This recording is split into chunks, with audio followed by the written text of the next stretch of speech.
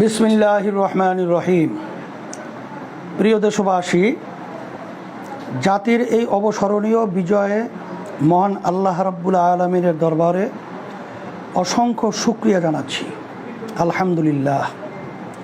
জাতীয় এই গৌরবময় বিজয়ে যারা জীবন দিয়েছেন, রক্ত দিয়েছেন, আহত হয়েছেন এবং আন্দোলনে সক্রিয় ভূমিকা রেখেছেন, তাদের সবার প্রতি শ্রদ্ধা ও কৃতজ্ঞতা জানাচ্ছি।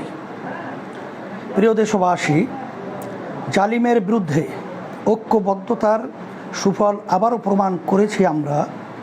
ছাত্র, শিক্ষক, পেশাজীবী ও সর্বস্তরের মানুষ যেভাবে আন্দোলনে সামিল হয়েছেন তা বিশ্ব ইতিহাসে এক স্বর্ণালী ঐতিহ্য হয়ে থাকবে। প্রিয় দেশবাসী, জালিম দুর্নীতিগ্রস্ত এক নৃশংস স্বৈর শাসকের কবল থেকে আমরা মুক্তি পেয়েছি। আলহামদুলিল্লাহ। এখন সময় দেশ গড়ার, নতুন বাংলাদেশ নির্মাণের। এখন সকলে মিলে ঐক্যবদ্ধভাবে সাম্য, সামাজিক মর্যাদা ও সামাজিক ন্যায় বিচার ভিত্তিক সমৃদ্ধ রাষ্ট্র নির্মাণের সংগ্রামে সবাইকে স্বাগত জানাচ্ছি।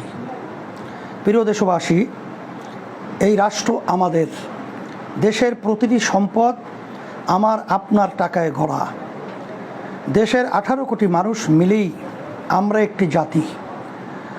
রাসূলুল্লাহ সাল্লাল্লাহু আলাইহি ওয়াসাল্লাম মক্কা বিজয়ের পরে যেভাবে সবাইকে নিয়ে উম্মাহ গড়ে তুলেছিলেন, আমরাও সেভাবে উম্মাহ গড়ে তুলব ইনশাআল্লাহ। সেজন্য দেশের কোনো সম্পদ যেন নষ্ট না হয় সেদিকে সতর্ক দৃষ্টি রাখুন।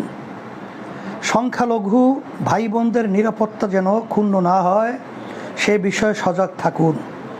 পরিশেষে আবারও আন্দোলনে শহীদ হওয়া, আহত হওয়া সবার প্রতি গভীর শ্রদ্ধা জানাচ্ছি।